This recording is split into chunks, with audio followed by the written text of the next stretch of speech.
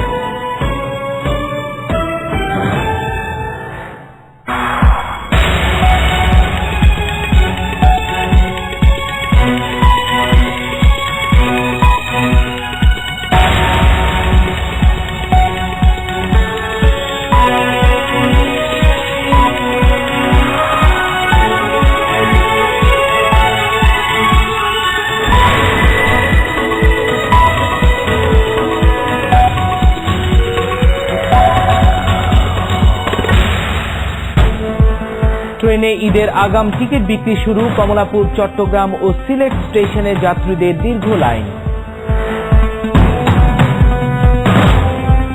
খাগড়াছড়ির দীঘিনালায় রাতভর গোয়েন্দা অভিযান। রাঙামাটির 5 অপহৃত এখন মুক্ত।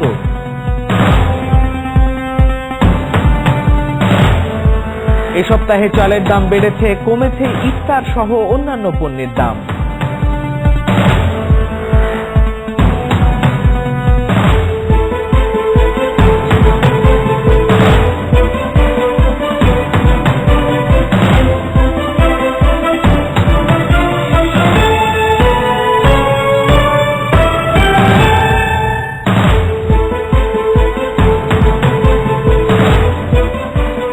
স্বাগত সংবাদ সংযোগের সাথে আছে আমি মাহবুব শারক। শুনছিলেন প্রধান শিরোনাম, এবার থাকছে পুরো খবর। নিয়মিত ব্যবহার করুন ডাবর মেসওয়াক টুথপেস্ট। দাঁতের অসুবিধাকে বলুন গুড বাই। একই সঙ্গে টিকিট বিক্রি চলছে চট্টগ্রাম রেল স্টেশনেও, চলবে বিকেল 5টা পর্যন্ত। চট্টগ্রাম রেল স্টেশনে থেকে ঢাকাগামী 5টি আন্তনগর ও 2টি মেল ট্রেন এবং চাঁদপুর ও সিলেটগামী 2টি আন্তনগর ট্রেনের টিকিট বিক্রি শুরু হচ্ছে। আগামী 30 জুলাই পর্যন্ত চলবে অগ্রিম টিকিট বিক্রি। চট্টগ্রাম রেল স্টেশন থেকে টিকিট বিক্রির খবর জানতে এখন আমাদের সাথে সরাসরি যুক্ত হচ্ছেন সহকর্মী আজাদ তালুকদার। আজাদ, সকাল থেকে স্টেশনে, চট্টগ্রাম স্টেশনে বিশেষ করে কি অবস্থা দেখছেন? সড়ক রাত 2টা থেকে এখানে ঈদের টিকিট সংগ্রহ করবার জন্য লোকজন জড়ো হয়েছে। এখানে যতই বেলা বাড়ছে ততই লোকজন বেড়েছে, লোকজনের লাইন দীর্ঘ হয়েছে। সকাল 9টা থেকে আপনি যেমনটি বলছিলেন টিকিট বিক্রি শুরু হয়েছে, এখনো পর্যন্ত নিরবচ্ছিন্নভাবে টিকিট বিক্রি চলছে। এবং আমি যাত্রীদের সাথে কথা বলেছি, তারা এর মধ্যে 2 ঘন্টা অতিক্রান্ত হয়েছে। 2 ঘন্টার মধ্যে অনেকেই তাদের কাঙ্ক্ষিত টিকিট পেয়েছেন, টিকিট সংগ্রহ করতে পেরে অনেকেই উচ্ছ্বাস প্রকাশ করেছেন। তবে এর মাঝেও স্মারক কিছু ত্রুটি বিচ্যুতি এবং ছোটখাটো অনিয়মের খবর আমরা জানতে পেরেছি। আমরা যেমন একজন যাত্রী অভিযোগ করেছেন যে তাকে এখানে সিরিয়াল বিক্রি করা হচ্ছে, অর্থাৎ রাত 2টা থেকে এখানে একজন লোক দাঁড়িয়ে আছে, 9টার ঠিক আগ মুহূর্তে অন্যজন এসে তার কাছ থেকে সেই সিরিয়ালটা কিনে নিচ্ছে, অর্থাৎ কন্ট্যাক্ট আগে থেকে এই জিনিসটা করা হয়েছে। সেই ব্যাপারে একটা অভিযোগ করা হয়েছে এবং কয়েকজন নারী অভিযোগ করেছেন, নারীর টিকিট ক্রেতা। তারা বলছেন যে একজন নারীকে যেই মাত্র টিকিট দেওয়া হচ্ছে, একজন নারীকে টিকিট প্রদানের পাশাপাশি পুরুষদের ক্ষেত্রে পুরুষদের 4 জনকে একত্রে টিকিট দেওয়া হচ্ছে। অর্থাৎ তারা বলছেন যে নারীদের এবং পুরুষদের বেলায় টিকিট বিতরণের ক্ষেত্রে সমতা রক্ষা করা হচ্ছে না। এইসব বিষয়গুলো বাদ দিলে মোটামুটি শান্তিপূর্ণভাবে বেশ সুন্দর পরিবেশে টিকিট বিক্রি চলছে। আজাদ, আমরা সবসময় দেখি যে প্রতিবারই এই সময়টায় কিন্তু কালোবাজারিদের উৎপাত বেড়ে যায়। তো এইবার পুরো ম্যানেজমেন্ট বা ব্যবস্থাপনা দেখে আপনার কি মনে হচ্ছে? সেই বিষয়টি সামনে রেখে স্মারক চট্টগ্রাম রেল স্টেশনে র্যাব এবং জিআরপি এবং রেলওয়ে নিরাপত্তা বাহিনীর বাড়তি সদস্য নিয়োজিত করা হয়েছে। তারা এখানে চারপাশে তারা টহল দিচ্ছেন, তারা লক্ষ্য করছেন কোথাও কোনো কালোবাজারি এর বিষয় হচ্ছে কিনা বা কিংবা উৎপেতে আছে কিনা, সেই বিষয়টিকে তারা খুব শক্ত হাতে তারা নজরে রেখেছেন। এবং এখানে যারা নিয়োজিত আছেন আইনশৃঙ্খলা বাহিনীর সদস্য এবং রেল কর্তৃপক্ষ, তারা বলছেন এক্ষেত্রে তারা জিরো টলারেন্স দেখাবে। আজাদ, আপনি থাকুন আমাদের সাথে, আমরা একটু যেতে চাই ঢাকার কমলাপুর স্টেশনে। সেখানে আছেন সহকর্মী মনির মিল্লাত। মনির, সকাল থেকে কিরকম দৃশ্য আজ কমলাপুর রেল স্টেশনে? স্মারক এই কমলাপুর রেল স্টেশনে ঈদের যে আগাম টিকিট বিক্রি সেটি শুরু হয়েছে এখন থেকে 2 ঘন্টা সময় আগে, এবং 2 ঘন্টা আগে কমলাপুরের যে ধরনের চিত্র আমি দেখেছি এবং টিকিট প্রত্যাশীদের যে ধরনের ভিড় এখানে ছিল, 2 ঘন্টায় কিন্তু সেই ভিড় অনেকাংশেই কমে গেছে। আপনি হয়তো দেখতে পাচ্ছেন যে আমার এই বাম পাশটিতে এখানে অনেকেই এখনো লম্বা লাইনে ধরে দাঁড়িয়ে আছেন টিকিটের জন্য। তবে এই লাইনের সংখ্যা কিন্তু আসলে সকালের তুলনায় অনেকাংশে কমে গেছে। আপনি এই যে লাইনটি এখন দেখতে পাচ্ছেন সেটি হচ্ছে ঢাকা খুলনা রুটের চিত্রা এবং সুন্দরবন এক্সপ্রেসের জন্য টিকিটের জন্য তারা লাইনে দাঁড়িয়ে অপেক্ষা করছেন। পাশাপাশি ঢাকা দেওয়ানগঞ্জ রুটের কিছু যাত্রী এখনো লাইনে টিকিটের জন্য অপেক্ষা করছেন। তবে ঠিক ভিন্ন চিত্র কিন্তু আমার এই ডান পাশটিতে আপনাকে যদি আমি দেখাই যে এখানে প্রায় 4টি কাউন্টার আছে যেগুলো কিন্তু এরই মধ্যে আসলে ফাঁকা হয়ে গেছে। এগুলো মূলত ঢাকা রাজশাহী, ঢাকা তারাকান্দি, লালমনিরহাট এবং ঢাকা দিনাজপুর এই রুটের যে কাউন্টারগুলো নির্ধারিত ছিল, এবং সকালে এই যে কাউন্টারগুলোতে অনেক ক্রেতাকে আমরা দেখেছি টিকিটের জন্য যারা ভিড় করছিলেন, এরই মধ্যে সেই কাউন্টারগুলো কিন্তু ফাঁকা হয়ে গেছে। এবং এখানে কাউন্টারে যেসব কর্মকর্তারা টিকিট বিক্রি করছেন তার সাথে আমার কথা হয়েছে, তারা যেমনটি বলছেন যে যেহেতু আজকে মূলত 4 আগস্টের টিকিট বিক্রি হচ্ছে এবং ঈদের ছুটি মূলত তার আরো কয়েকদিন পরে শুরু হবে, যে কারণে প্রথম দিন হিসাবে আজকে টিকিট প্রত্যাশী এবং টিকিট ক্রেতাদের ভিড় অনেকাংশেই কম। এবং তাদের কাছে আমি জানতে চেয়েছিলাম যে তাদের কাছে টিকিট কি পরিমাণ আছে, যে এখন যদি কেউ কোনো ক্রেতা আসে টিকিট কেনার জন্য তবে টিকিট আছে কিনা। তো তারা যেমনটি জানিয়েছেন যে এখনো তাদের কাছে আসলে পর্যাপ্ত পরিমাণে টিকিট আছে এবং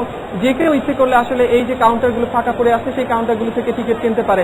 আরেকটি বিষয় স্মারক, যে কাউন্টারগুলো এখানে খোলা হয়েছে তার মধ্যে একটি কাউন্টার নির্ধারিত ছিল মহিলা এবং প্রতিবন্ধীদের জন্য, এবং সকালে সেখানে কিন্তু আমরা অনেক মহিলাকে দেখেছি যারা টিকিটের জন্য লম্বা লাইনে অপেক্ষা করছিলেন। তবে সেই লাইনটিও কিন্তু এরই মধ্যে ফাঁকা হয়েছে এবং সেই কাউন্টারটি এখন ফাঁকা অবস্থায় আছে এবং 2-1 করে ক্রেতা আসছেন এবং তারা টিকিট নিয়ে চলে যাচ্ছেন। এখন পর্যন্ত আসলে ক্রেতাদের কাছ থেকে টিকিট যারা কিনছেন তাদের কাছ থেকে বড় ধরনের কোনো অভিযোগ আমরা পাইনি। 2-1 মনির, আমরা একটু জানতে চাই যে সবসময় দেখা যায় এই লাইনের পরেও কিন্তু আমরা দেখি যে কালো বাজারে কিন্তু থাকে, সেই ক্ষেত্রে পুলিশি কোনো ব্যবস্থা আছে কিনা। আর দ্বিতীয় জিনিস আপনার কাছে জানতে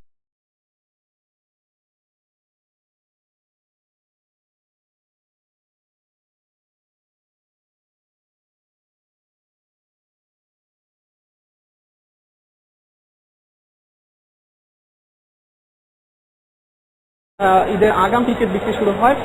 এবারও কিন্তু সেটি মাথায় রেখে রেলওয়ে কর্তৃপক্ষ আমাদেরকে যেমন বলছেন তারা এই কালো বাজারি প্রতিরোধে পর্যাপ্ত ব্যবস্থা নিয়েছেন। এখানে কিছুক্ষণ আগে বাংলাদেশ রেলওয়ের যিনি মহাপরিচালক আছেন আবু তাহের তিনি এসেছিলেন, তার কাছেও কিন্তু আমাদের গণমাধ্যম কর্মীদের পক্ষ থেকে প্রশ্ন ছিল যে কালো বাজারি প্রতিরোধে আপনারা কি ধরনের ব্যবস্থা নিয়েছেন। তো তিনি যেমনটি জানিয়েছেন যে এখানে রেলওয়ের যে নিজস্ব নিরাপত্তা বাহিনী তারা দায়িত্ব পালন করছেন, পাশাপাশি পুলিশ এখানে দায়িত্ব পালন করছেন। এর পাশাপাশি এই স্টেশনের 1 কিলোমিটার এলাকার মধ্যে সাদা পোশাকে গোয়েন্দারা দায়িত্ব পালন করছেন যাতে কেউ কালো বাজারে টিকিট বিক্রি করতে না পারেন। একই সাথে স্মারক আরেকটি বিষয় যে অন্যান্য বছর কাউন্টারে যারা দায়িত্ব পালন করেন তারা কিন্তু কাউন্টারের ভেতরে মোবাইল ফোন ব্যবহারের সুযোগ পেয়েছিলেন, কিন্তু এবার কিন্তু সেটি বন্ধ করে দেওয়া হয়েছে এবং যারা কাউন্টারের ভেতরে কর্মকর্তারা দায়িত্ব পালন করছেন তারা কিন্তু মোবাইল ব্যবহারের সুযোগ পাচ্ছেন না। তো আবু তাহের যেমনটি বলছেন যে এই মোবাইল নিষিদ্ধ করার কারণে কিন্তু কালোবাজারি অনেকাংশে প্রতিরোধ করা সম্ভব হবে।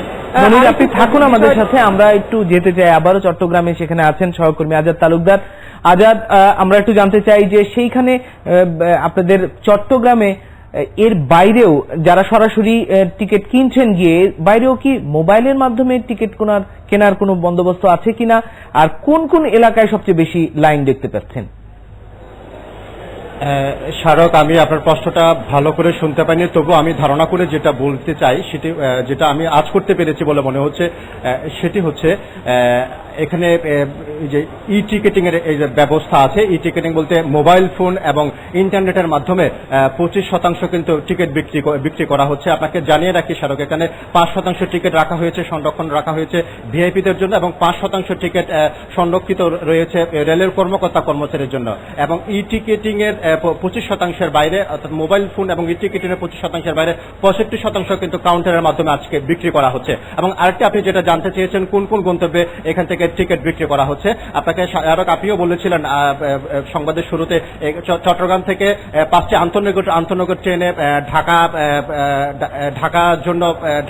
ঢাকাগামী 5টা আন্তনগর ট্রেনের জন্য টিকিট দেওয়া হচ্ছে এবং একই সাথে 2টি সিলেটগামী আন্তনগর ট্রেনের জন্য টিকিট দেওয়া হচ্ছে এবং চাঁদপুরের জন্য একটি আন্তনগর চাঁদপুরগামী ট্রেনের জন্য টিকিট দেওয়া হচ্ছে। মোট 8টি ট্রেনের জন্য প্রতিদিন তারা টিকিট বিক্রি হচ্ছে। সারাক আপনাকে জানিয়ে রাখি, একটি ট্রেনে টিকিট থাকে প্রায় 900-এর কাছাকাছি। 65% যদি আমরা ধরি তাদের কথা অনুযায়ী, সেক্ষেত্রে প্রায় 600-এর উপরে 600 থেকে 700 টিকিট প্রতি ট্রেনের জন্য তারা কাউন্টারের মাধ্যমে বিক্রি তারা করছে। আজাদ তালুকদার, আপনাকে ধন্যবাদ। একই সাথে মনির মিল্লাত আমাদের সাথে যুক্ত হয়েছিলেন কমলাপুর রেল স্টেশন থেকে। আপনাদের দুজনকে ধন্যবাদ। ট্রেনের টিকিট বিক্রি চলবে 30 জুলাই পর্যন্ত, আর এই টিকিট পেতে অনেকেই নির্ঘুম রাত কাটিয়েছেন স্টেশনে। রাতের স্টেশনের যাত্রীদের কথা জানাচ্ছেন ওহিদুল ইসলাম। বিশ্ববিদ্যালয়ের ছাত্র সাইদুজ্জামান ও তার বন্ধুরা বৃহস্পতিবার রাত 10টায় আসন পেতে বসেছিলেন টিকিটের আশায়। ঝক্কি ঝামেলা ছাড়াই কম টাকায় আপনজনের কাছে যেতে তাদের এই রাত জাগা। সাইদুজ্জামানের মতো অনেকেই টিকিট বিক্রি শুরুর প্রায় 12 ঘন্টা আগেই লাইন করে দাঁড়িয়েছিলেন কমলাপুর রেল স্টেশনে। যেহেতু দেখেন আমি দূরাতে থাকি, তো তাই তো বাইরে দেরি হলে টিকিট নাও পেতে পারেন, এমন আশঙ্কাতেই যাত্রীরা নির্ঘুম রাত কাটিয়েছেন স্টেশনে। বই পড়ে তাস খেলে রাত পার করেছেন তারা। আসরের পরে আগে আসছি, আসর নামাজ পড়ছি, মাগরিব পড়ছি, ইফতার করছি এখানে, আবার এই যে রাতের খাবার নিয়ে আসছি। 5টার সময় আসছি, সকাল 8টা নাগাদ থাকবো, টাইগার টিকিট কেটে নিয়ে বাসা যাবো। সকালে আসতাম, তাহলে দেখা যেত অনেক লাইন, আর এত ভিড়ের মধ্যে হয়তো আমরা পাইতাম না টিকিটটা। গত বছর কয়েকটি টিকিট দেওয়ার পরই বিক্রি বন্ধ করে দেওয়া হয়েছিল বলে অভিযোগ করেছেন কয়েকজন।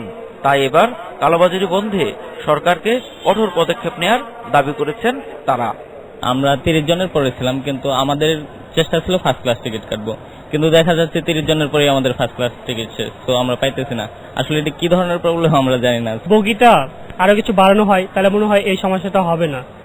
স্টেশন ম্যানেজার নারী ও প্রতিবন্ধীদের জন্য আলাদা বুথ রাখার কথা উল্লেখ করে যাত্রী হয়রানি বন্ধে নেওয়া সরকারের নানা উদ্যোগের কথা জানান। আমাদের সীমিত সম্পদ থাকা সত্ত্বেও আমাদের সম্পদকে আমরা 100% দিতে চাই জনগণকে, আমাদের যা আছে। এই লক্ষ্যে আগামী 26 তারিখ থেকে আমরা টিকিট দিব, আপনার আগামী মাসের 4 তারিখে। এইভাবে 26 থেকে 30 তারিখ পর্যন্ত, 4 তারিখ থেকে 8 তারিখ পর্যন্ত আমরা টিকিট দিব। টিকিট দেওয়ার শুরু সকাল 9টায়। কর্মকর্তারা আরো জানিয়েছেন, রেলের যাত্রীদের ঈদে বাড়ি ফেরা সহজ করতে নিয়মিত 291টি ট্রেনের পাশাপাশি 4টি স্পেশাল ট্রেন যাতায়াত করবে, আর তাতে অতিরিক্ত সংযোগ করা হবে 135টি বগি। ওহিদুল ইসলাম, 71, ঢাকা। রাঙ্গামাটির বাঘাইছড়ি থেকে অপহরণের 18 দিন পর টেলিটকের ঠিকাদারি প্রতিষ্ঠান বি টেকনোলজির এক সহকারী প্রকৌশলী সহ 4 কর্মী এবং এক ছাত্রকে ভোরে খাগড়াছড়ির দিঘিনালার মেকং এলাকা থেকে উদ্ধার করেছে যৌথ বাহিনী। গোয়েন্দা সংস্থার দাবি, মেজর তাজুল ইসলামের নেতৃত্বে গোয়েন্দা বাহিনীর একটি দল দিঘিনালা রাতভর অভিযান চালায়। ভোরে মেকং থেকে প্রকৌশলী আক্তার হোসেন, টেকনিশিয়ান হেমায়েত উদ্দিন, ইমরুল, সুজা মিয়া ও কলেজ ছাত্র আব্দুল মতিনকে উদ্ধার করে তারা। 5 জনই সম্পূর্ণ সুস্থ আছেন বলে জানানো হয়েছে। গত 8ই জুলাই রাঙ্গামাটির বাঘাইছড়ি উপজেলার মারিশা ইউনিয়নের বাড়িবিন্দু ঘাট থেকে অপহৃত হন 6 জন। পরে মন্টু চাকমা নামের একজন মুক্তি পেলে তাদের আটক করে রিমান্ডে নেয় পুলিশ। উদ্ধারের আরো বিস্তারিত খবর জানাতে আমাদের সাথে এখন যুক্ত হচ্ছেন উচিংছা রাখাইন। উচিংছা, যারা উদ্ধার হয়েছেন তাদের তো স্বাস্থ্যের অবস্থা ভালো, কিন্তু কারা ঠিক অপহরণ করলেন সেই বিষয়ে কিছু জানা গেছে কিনা? হ্যাঁ শাহরুখ, বাঘাইছড়ি থেকে যে টেলিটক কর্মকর্তা উদ্ধার করেছে রাঙ্গামাটি ডিজিএফআই গতকাল রাত 2টা থেকে 2 ঘন্টা পায়ে হেঁটে দিঘিনালা মেরং এলাকা থেকে তাদের উদ্ধার করা হয় এবং ডিজিএফ এর শাখা অধীনে মেজর তাজুল ইসলামের নেতৃত্বে এই অভিযান পরিচালনা করা হয়। এর সময় অপহরণকারী ভয়ে পালিয়ে গেলে তাদের গভীর জঙ্গল থেকে উদ্ধার করা হয়েছে বলে জানায় এবং এর মধ্যে কারা এই অপহরণের সাথে জড়িত এই বিষয়ে এখানকার কেউ কোনো কিছু এই বিষয়ে কেউ কিছু বলতে পারছে না। শাহরুখ, উচিংছা, আপনাকে ধন্যবাদ। সহকর্মী উচ্ছিংছা রাখেন জানাচ্ছিলেন রাঙ্গামাটির বাঘাইছড়ি এলাকার অপহরণের সবশেষ চিত্র। চলছে সংবাদ সংযোগ, ফিরছি একটি বিরতির পর, সাথেই থাকুন।